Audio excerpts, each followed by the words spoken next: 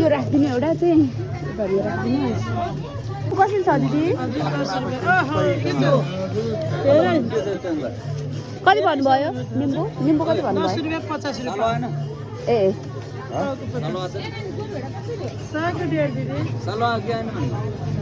छैन हौ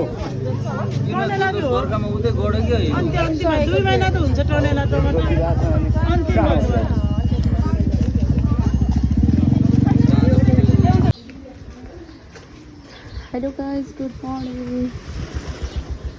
वेलकम छ मेरो मिनी ब्लगमा सबैजनालाई म आरामै छु आई होप तपाईँहरू पनि आरामै हुनुहुन्छ होला भन्ने आशा गरेको छु आज भने म चाहिँ तरकारी किन्न जाँदैछु साथीहरू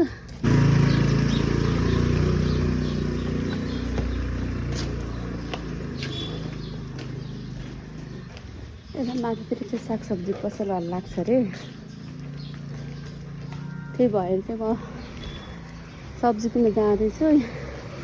सागसब्जीहरूको बजार लाग्छ अरे मेला लाग्छ भन्ने कुरा सुनेर मैले चाहिँ अनि गइरहेको छु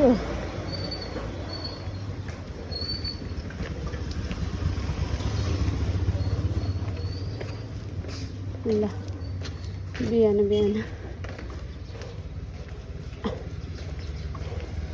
यहाँ मर्निङ वक गर्ने मान्छेहरू टन्नै आउँछन् के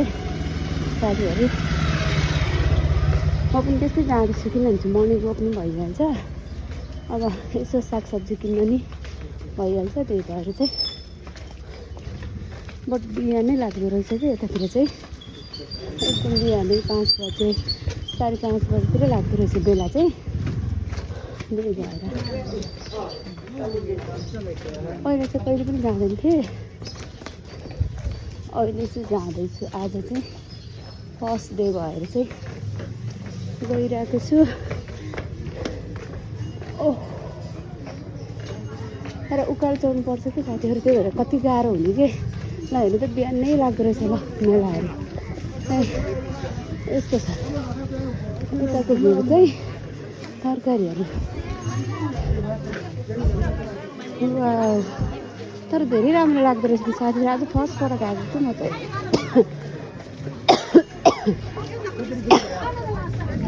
पहिला आएकै थिएन कि ल हेर्नुहोस् त कस्तो ताजा ताजा सब्जीहरू हुँदो रहेछ यता चाहिँ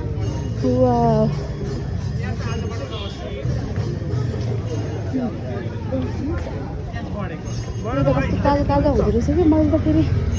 बिहानै लाग्दो रहेछ कि कस्तो राम्रो लाग्दो रहेछ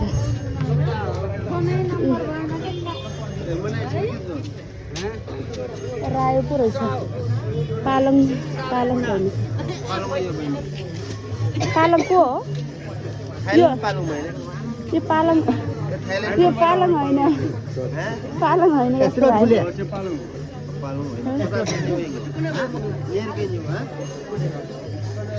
त म पुरै भिजिट गराउँछु है त तपाईँहरूलाई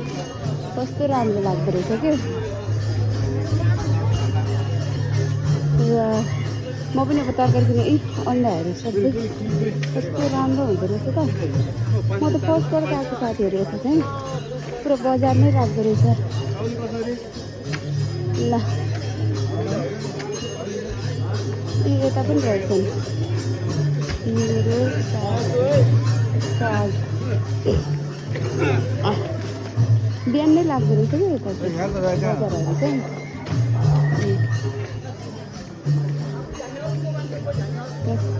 कस्तो राम्रो रहेछ नि हो फेरि लाग्दैछ कि क्या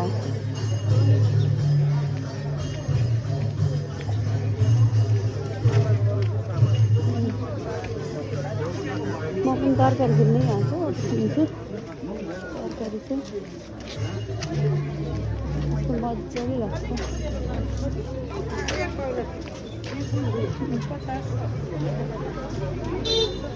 ब्रोदर यो धनिया कसरी धनिया पनि एउटा अनि साग कसरी छ नि 40 रुपियाँ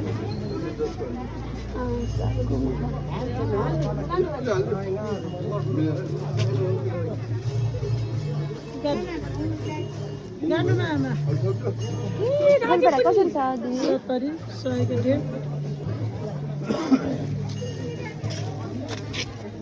है